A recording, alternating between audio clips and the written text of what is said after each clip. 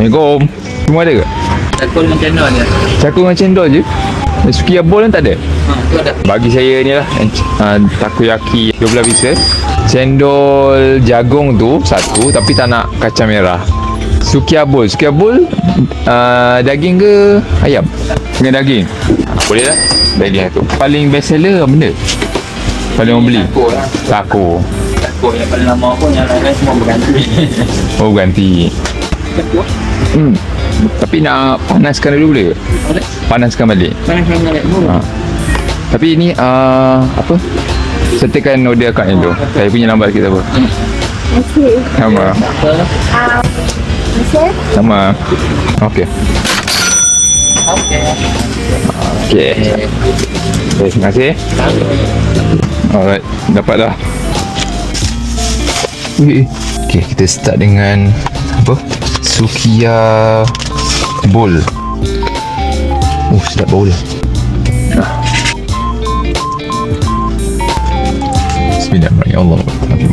Rasa daging dulu. Rasa daging sedap, tapi a bit liat lah, tapi still boleh berterima lagi lah.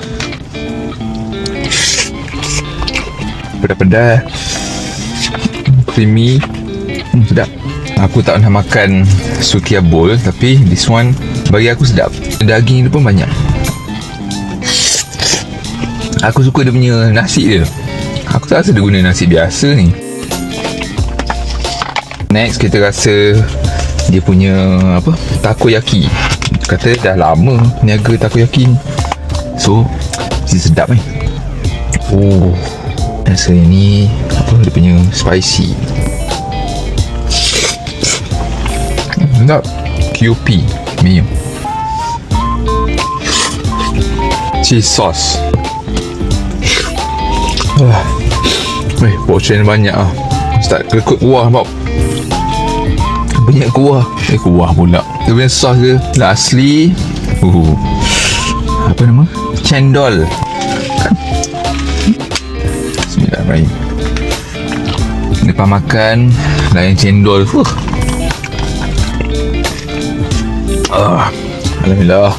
Aku paling suka dia punya sukiya bowl tu. Yang tu memang sedap. Sayur je tak boleh makan. Macam mana nak tinggi ni?